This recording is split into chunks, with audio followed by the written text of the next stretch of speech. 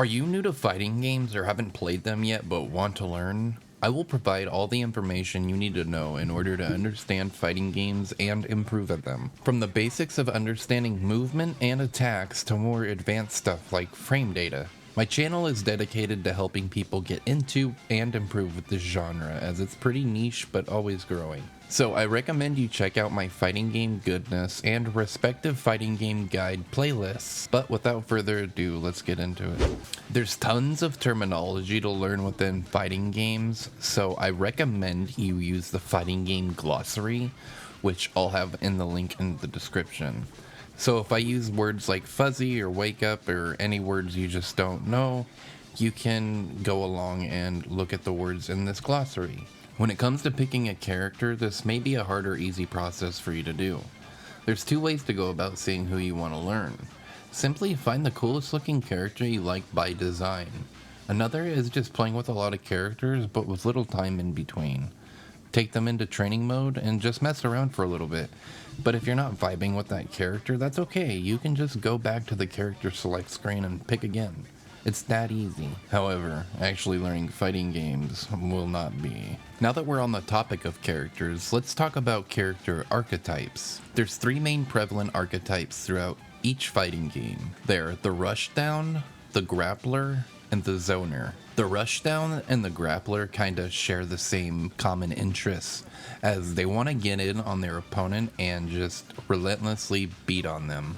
And grapplers want to use their command grabs. Zoners, however, want to do the complete opposite of both of those archetypes. They want to keep you away and far away as possible by using their long-range normals or their abundance of projectiles that are given to them. Some examples for each of these archetype would be the following. Cammy and Jury would be good examples of rushdown. Zangief is the prime example of a grappler. And Dhalsim and Guile are prime examples of zoners. And Summoner Quan Chi from Vanilla MKX. But we're not going to talk about him. Each fighting game has their own set of system mechanics, and it's important to learn what they are and how they work, and figure out how to best use them. Street Fighter 6 has the drive system with multiple different functions. Tekken 8 has heat, and Guilty Gear has the Roman cancel system. Again, it's important to learn how all these game systems mechanics function and how you can use them to your advantage. Most fighting games nowadays have an in-game tutorial showing you how these work. Do not skip the damn tutorial. The very first thing you need to understand when playing a fighting game is movement. How does the game feel, and how do the characters move? Some fighting games might require special techniques for movement to help enhance it. For example, in Tekken there's Korean backdashing and wave dashing.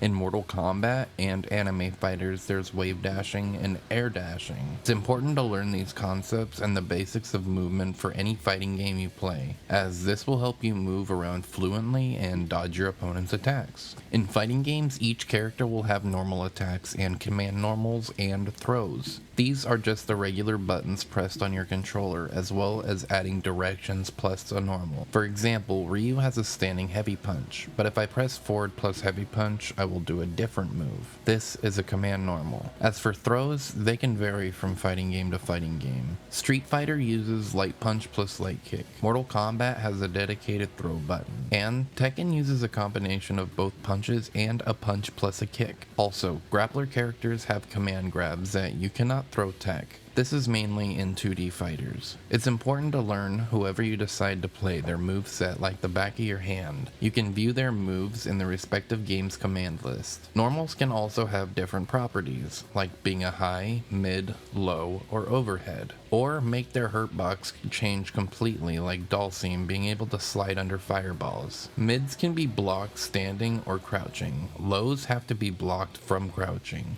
and overheads have to be blocked from standing. These are made to create mix-ups, which we'll get into later in the advanced stuff. However, if you're playing a 3D fighting game such as Tekken, these properties change slightly.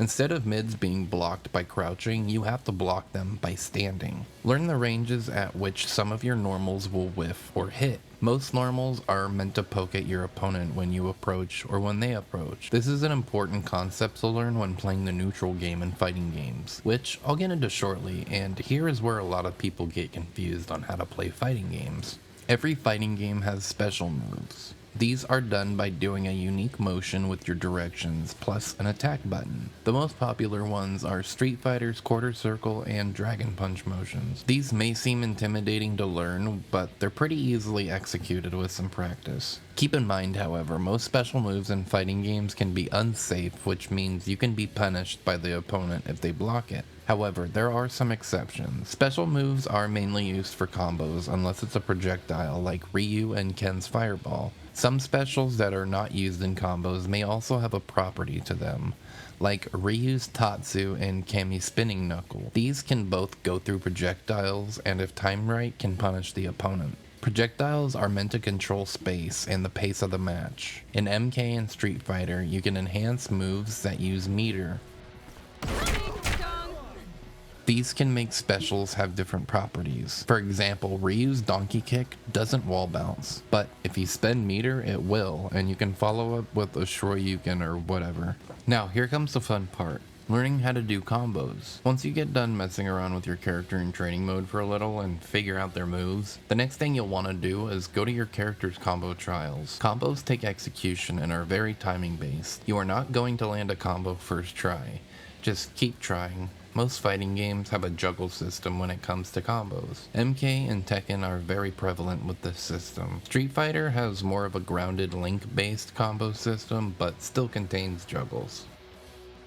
All combos have a starter and they usually have multiple hits you can use to confirm into a special that can continue the combo. Tekken's combo system is a tad different as launchers and landing counter hits are more prevalent for starting combos. After confirming the first 2 to 3 hits, you can extend it into a special or enhanced move. This will include a move that launches the opponent upwards or keep them standing or wall bounce them. Then you'll want to end a combo with a sequence of normals into a special that will knock down, or just a special that will end it.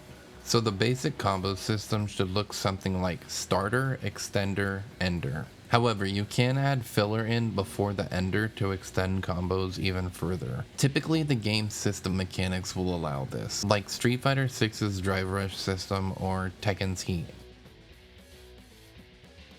Combos can also become increasingly longer and add more damage in the corner.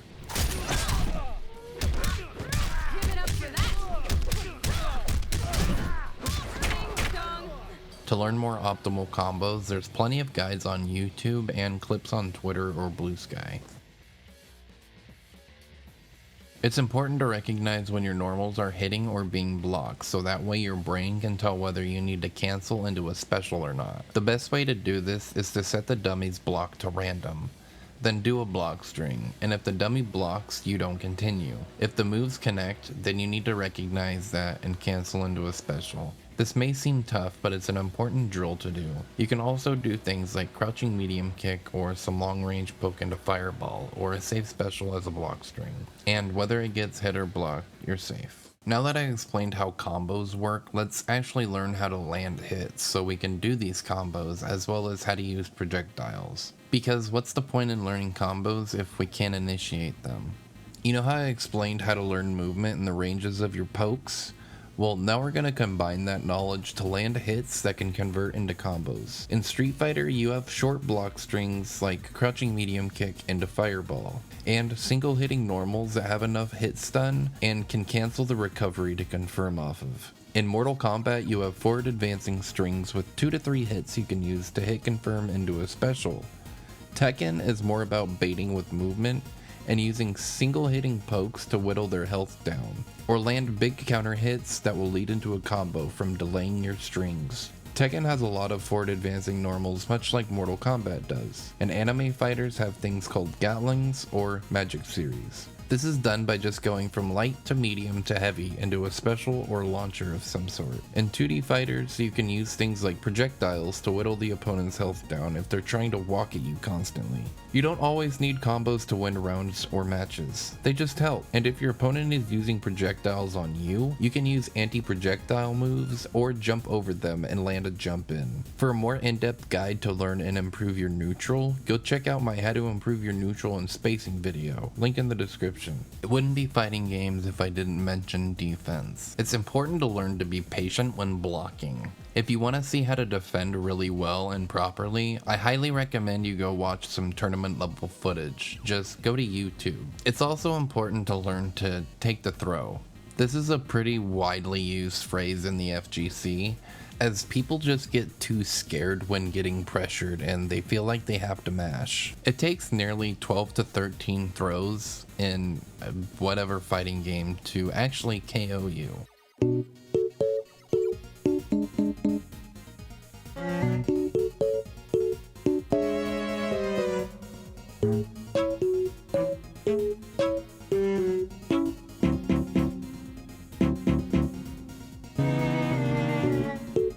So definitely learn to just be patient when blocking. It's also important to learn how to tech throws so that your opponent can't just keep getting away with throwing you. You just need to be careful because they can bait you out and punish you for big damage.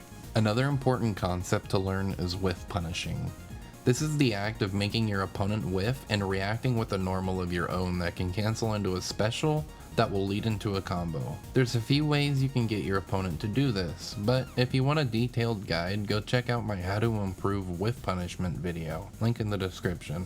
Okay, you've probably been hearing me say safe and unsafe. Well, what does this mean? Frame data is a key element for learning fighting games. It will tell you how fast or slow your moves are, or how safe or unsafe they are. There's startup frames, which will tell you how fast your moves will start up and hit your opponent. Each fighting game has a fastest button. Street Fighter has lights at 4 frames. Tekken has 10 frame jabs, and MK has 6 frame down ones. It's important to take note of this for whatever fighting game you're playing. Next is recovery. This number indicates how many frames the move has to recover before being able to block or act again when whiff, not blocked or hit, on whiff. Then there's safe and unsafe frames. These will be on block or hit.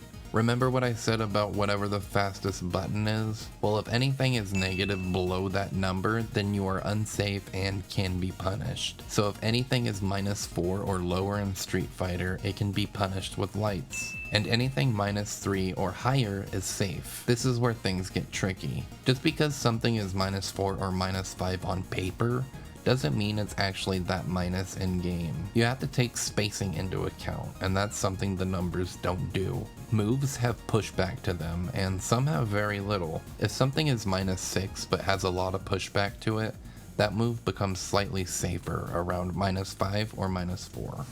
So we've talked about what moves can do on block and hit, but we haven't talked much about what they can do on counter hit. If you're playing MK, well, I have bad news, because they don't do a damn thing. But in Street Fighter and Tekken, they work a little differently. Street Fighter and Tekken gives you more frame advantage and slightly more damage. This will allow you to link into slower moves that usually wouldn't combo, optimizing your damage. In Tekken, counter hits have a few different states. They have crumbles, which can lead to full combos, and there's small crumbles, which can only allow you to follow up with a guaranteed string or a ground throw. Learning how your respective game's counter hit states work is crucial, as they allow you to optimize your combos and damage. Learning how to hit your opponent through block pressure is important. There's moves that will leave you at an advantage if your opponent blocks. If you follow up with a fast enough button and they try pressing, you will counter hit them. It's important to keep your pressure tight, as your opponent can mash through big enough gaps if you let them. Again, going back to what the game's fastest button is. Street Fighter being 4 frames, you will need to frame trap with a light if you're +1 or +2. If you try to frame trap with a slower move, your opponent can interrupt. You can use this knowledge across fighting games. Now let's learn what a mix-up is. A mix-up is when you change up what you do during a block string, or when you knock your opponent down. For example, if you put yourself at frame advantage, your mix-up options would be to follow up with a strike or a throw, or back off to shimmy. Mix-ups can also occur on a hit if you leave your opponent standing. An example on knockdown would be to go for a Meaties strike the first time, then the next time you go for a throw instead. You can also use lows and overhead for mix-ups as well. Apply mix-ups to keep your opponent guessing at all times. Now that you've learned a little about your character and the game's mechanics, now it's time to learn how to counter your opponent's character. At this point, I'm just gonna say it now. Fighting games are not for the weak-hearted. They take dedication and practice to get good at. Okay, now let's continue. First, you're gonna lose a lot when learning fighting games. It's just how it is. Thankfully, there's plenty of guides on YouTube on how to beat and counter specific characters. Also, your character may not be the best for beating X character, but Y character has a better way at dealing with X character than your character. That's just the nature of fighting games. So next we're going to learn what Okizeme and Meaties are, since you don't really know what you do after a knockdown. Well, after a knockdown, you typically want to chase your opponent down, which is Okizeme, the concept of following up after getting a knockdown from your opponent. It's also important to know what's safe and unsafe Oki, as if it's unsafe, your opponent can check you. It's also important to learn what a meaty is, which is timing your attack with your opponent's get up animation, so that way you're kind of stuffing them with your button as they get up. And if they try and press a button, they will get counter hit. For instance, Guile and Dulcine give Zangief a very hard time in Street Fighter due to both of them being zoners, and making Gief work harder to get in. It's also a toolset versus toolset kind of deal. Does your character have fireballs, and does my character have a way around it? That sort of thing. Here's some tips and advice after you spend some time playing fighting games and just trying to get a feel for them. Now, let me put my hand on your shoulder when I tell you this, but you're gonna have to go outside and socialize.